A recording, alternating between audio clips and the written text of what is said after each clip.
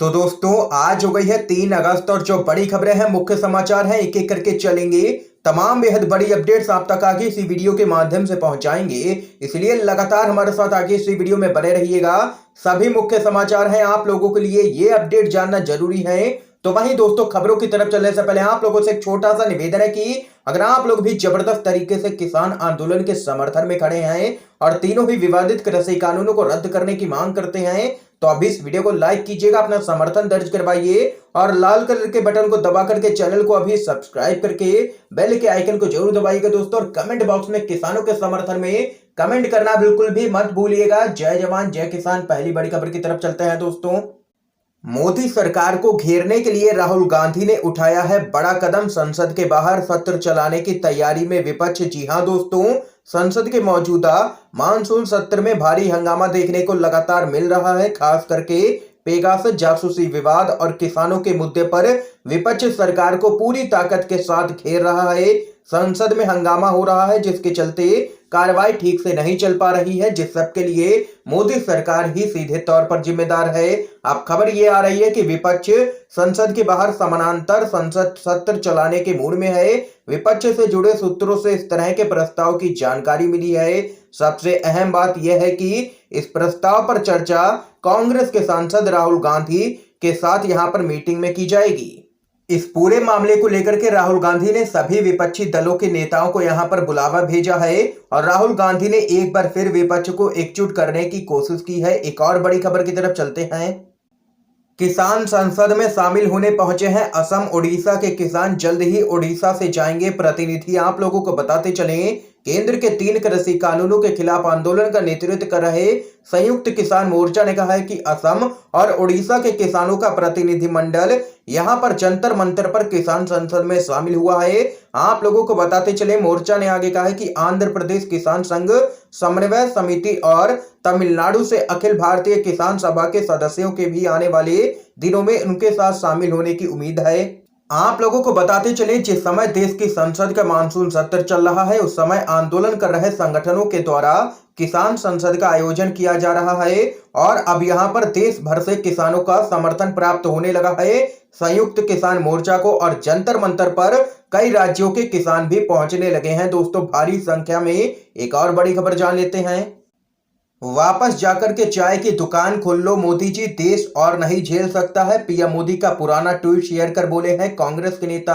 आप लोगों को बताते चलें, साल 2014 से पहले जब कांग्रेस की सरकार सत्ता में थी, तब बीजेपी महंगाई भ्रष्टाचार के मुद्दे को लेकर के सरकार को घेरने का एक भी मौका नहीं गंवाती थी। मनमोहन सिंह सरकार को बीजेपी कमजोर सरकार भी बताती थी। इस वक्त नरेंद्र मोदी जो प्रधानमंत्री पद के दावेदार थे और गुजरात के मुख्यमंत्री के रूप में अपनी सेवाएं दे रहे थे, उन्होंने कहा था कि देश को एक मजबूत सरकार की जरूरत है। उन्होंने इस दौरान एक ट्वीट किया था, जिसे शेयर कर अब यूथ कांग्रेस के राष्ट्रीय अध्यक्ष श्रीनिवास बीबी ने तंज कसा है।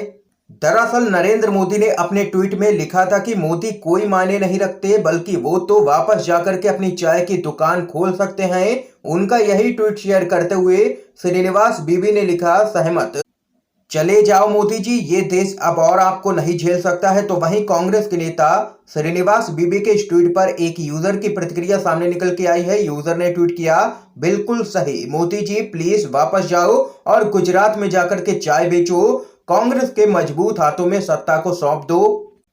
और वहीं एक अन्य यूजर ने यहां पर ट्वीट करते हुए कहा है कि ये लोग बेशरम लोग हैं, ऐसे ही नहीं भागेंगे गुजरात, इनको लात मार के सत्ता से बेदखल करने के लिए जनता को आगे आना ही पड़ेगा। ये यहां पर दोस्तों खबर सामने निकल के आई है। इस खबर पे आप लोगों की क्या कुछ राय है, जरूर बता सकते हैं कमेंट बॉक्स में। एक और बड़ी खबर जान लेते हैं।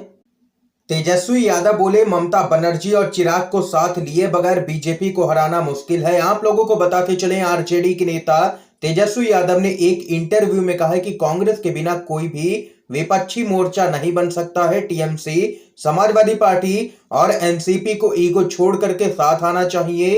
इसके साथ ही तेजस्वी यादव ने कहा है कि ममता बनर्जी और चिराग को साथ लिए बगैर बीजेपी को हराना मुश्किल होगा।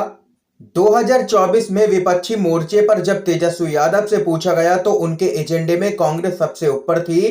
तेजस्वी यादव ने कहा है कि लोगों को एक विकल्प चाहिए। कांग्रेस एक अखिल भारतीय पार्टी है, कांग्रेस के बिना विपक्ष एक साथ नहीं आ सकता है। और वहीं आगे तेजस्वी यादव ने कहा है कि अब काफी देर हो चुकी है और हमें इस बात की रणनीति बनानी शुरू कर देनी चाहिए कि हम लोगों तक कैसे पहुंचेंगे।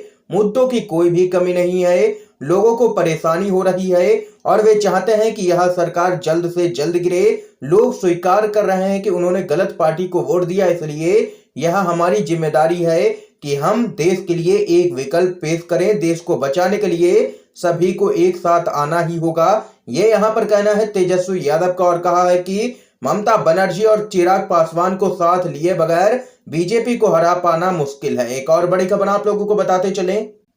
पेगासस मामले पर विपक्ष को मिला है नीतीश कुमार का साथ, कहा इस मामले की जांच जरूर होनी चाहिए। आप लोगों को बताते चलें, पेगासस जासूसी मामले को लेकर के केंद्र की राजनीति में बवाल मचा हुआ है। सरकार पर फोन टैपिंग का आरोप लगा करके विपक्ष के नेता हंगामा लगातार कर रहे हैं। इसके साथ ही पूरे मामले की जांच की भी मांग की जा रही है। संसद में पेगासस जासूसी मामले को लेकर के खूब हंगामा भी देखने को मिल रहा है। विपक्ष की मांग है कि पार्लियामेंट्री कमेटी गठित की जाए जो इस पूरे मामले की जांच करे। विपक्ष की इस मांग को बिहार के मुख्यमंत्री नीतीश कुमार ने भी अपना समर्थन दे दिया है। एनडीए के सहयोगी नीतीश कुमार ने पेगासस जासूसी मामले की जांच की यहां पर मांग की है और कहा है कि इसकी जांच जरूर होनी चाहिए ताकि सच्चाई सामने निकल के आए। ये बात मैं पहले भी बोल चुका हूं, आजकल कौन क्या कर लेगा कहना मुश्किल है, इसलिए मेरे हिसाब से इस मामले में एक एक चीजों को देख करके उचित कदम उठाना चाहिए। तो यहाँ पर दोस्तों देख सकते हैं कि भले ही नीतीश कुमार बिहार के अंदर बीजेपी के साथ मिलकर के सरकार चला रहे हों, लेकिन नीतीश कुमार कई मुद्दों पर बीजेपी से अलग अपनी राय रख रहे हैं, चाहे वहां फिर किसानों का मुद्दा हो या फिर जातीय जनगणना का मुद्दा हो या फिर अब पेगासस का मुद्दा हो। यहाँ पर बीजेपी पूरी तरीके से बैकफुट पर नजर आ रही है। उसके ही सहयोगी अब उसके खिलाफ होते हुए नजर आ रहे हैं सभी मुद्दों को लेकर के। और अब यहाँ पर विपक्ष को मिला है नीतीश कुमार का साथ। एक और बड़ी खबर आप लोगों को बताते चलें, महाराष्ट्र में भाजपा नेता के विवादित बयान पर भड़की है शिवसेना। सामना में लिखा, तुम्हारी पार्टी का अंत निकट है। आप लोगों को बताते चलें, महाराष्ट्र में भारतीय जनता पार्टी के विधायक प्रसाद लाड के द्वारा शिवसेना भवन को गिराने वाले बयान पर शिवसेना आग बबूला है। इस मामले पर अब शिवसेना ने अपने मुखपत्र सामना में भाजपा पर जबरदस्त तरीके से हमला बोला है। इस लेख में लिखा गया है कि शिवसेना भवन में बाला साहेब ठाकरे के साथ साथ छत्रपति शिवाजी महाराज की भी प्रतिमा है। उनका भगवा झंडा भवन में फहराया जाता है। यह कुछ लोगों को परेशान करता है, इसलिए वे लोग शिवसेना भवन को तोड़ने की बात करते हैं। और वहीं से पूरे मामले पर उद्धव ठाकरे ने भी बयान जारी किया है और कहा है कि किसी को भी हमारे साथ मारपीट की भाषा का इस्तेमाल नहीं करना चाहिए, क्योंकि जवाब में हम ऐसा तमाचा मारेंगे कि वह अपने पैरों पर खड़ा होने के लायक ही नहीं बचेगा। और वैसे भी बीजेपी का तो अंत जल्द ही निकट है, ये यहाँ पर कहना है शिवसेना का। दोस्तों एक और अपडेट की तरफ चलते हैं। दुनिया भर में हो रही है पेगासस की चर्चा, क्यों डरे हुए हैं प्रधानमंत्री मोदी। अधीर रंजन चौधरी का जोरदार हमला। लोकसभा में कांग्रेस के नेता अधीर रंजन चौधरी ने एक बार फिर से केंद्र की मोदी सरकार को घेरा है। उन्होंने कहा है कि पेगासस जासूसी सॉफ्टवेयर की चर्चा दुनिया भर में हो रही है, जांच भी की जा रही है। जासूसी मामला अकेले हमारे देश का मुद्दा नहीं है। प्रधानमंत्री मोदी आखिर क्यों डरे हुए हैं। उन्होंने कहा है कि इसकी चर्चा देश ही नहीं बल्कि दुनिया भर में हो रही है। जासूसी मामला अकेले हमारे देश के लिए ही कोई मुद्दा नहीं है। इजराइल, फ्रांस, हंगरी, अमेरिका और यूरोपीय देशों की सरकारें इसकी जांच कर रही हैं, लेकिन मोदी सरकार तो यहाँ पर चर्चा करने को भी तैयार नहीं है। ये आखिर क्या छुपा रहे हैं, ये यहाँ पर कहना है अधीर रंजन चौधरी का। एक और बड़ी खबर की तरफ चलते हैं दोस्तों। कोलकाता में खेला होबे प्रोग्राम में फुटबॉल खेलती दिखी हैं सीएम ममता बनर्जी। कहा देश भर में होगा पॉपुलर। आप लोगों को बताते चलें, पश्चिम बंगाल विधानसभा चुनाव में खेला होबे नारे के साथ जीत दर्ज करने के बाद मुख्यमंत्री ममता बनर्जी इसे जिंदा रखने और अगले चुनावों में भी भुनाने की तैयारी में जुटी हैं। ममता बनर्जी ने कोलकाता के नेताजी इंडोर स्टेडियम में खेला होबे कार्यक्रम को लॉन्च किया है। इस दौरान वह खुद भी फुटबॉल खेलती नजर आई हैं और उन्होंने मंच से कई फुटबॉल जनता के बीच में उछाली हैं। और वहीं सीएम ममता बनर्जी ने इस दौरान कहा है कि आप विश्वास करें या नहीं, खेला होबे बहुत ही लोकप्रिय हो चुका है। यह नारा संसद में भी लगाया गया है, जल्द ही यह पूरे देश में लोकप्रिय होगा। आपको बता दें कि हाल ही में दिल्ली दौरे पर ममता बनर्जी जब गीतकार जावेद अख्तर से मिली तो उनसे इस नारे पर गीत लिखने की भी गुजारिश की है सीएम ममता बनर्जी ने। एक और बड़ी खबर जान लेते हैं।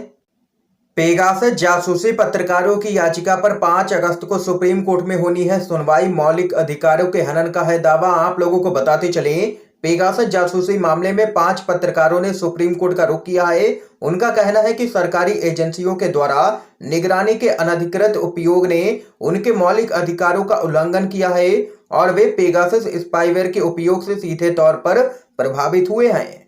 उन्होंने आरोप लगाया है कि उन्हें सरकार या किसी अन्य तीसरे पक्ष के द्वारा गहन घुसपैठ और हैकिंग के अधीन किया गया है। अब इस पूरे मामले की सुनवाई यहां पर सुप्रीम कोर्ट में होनी है, वो भी 5 अगस्त को। दोस्तों, आज की तमाम बेहद बड़ी खबरें थी इस समय की जो हमने आप लोगों तक पहुंचाई हैं। इन खबरों को लेकर के आप लोगों की क्या कुछ राय है जरूर बता सकते हैं कमेंट बॉक्स में कमेंट करके। वीडियो को ज्यादा से ज्यादा शेयर कीजिएगा ताकि आप सभी के दोस्त भी इन खबरों को जान सके। आप सभी का वीडियो देखने के लिए बहुत बहुत धन्यवाद दोस्तों। जय हिंद, जय भारत।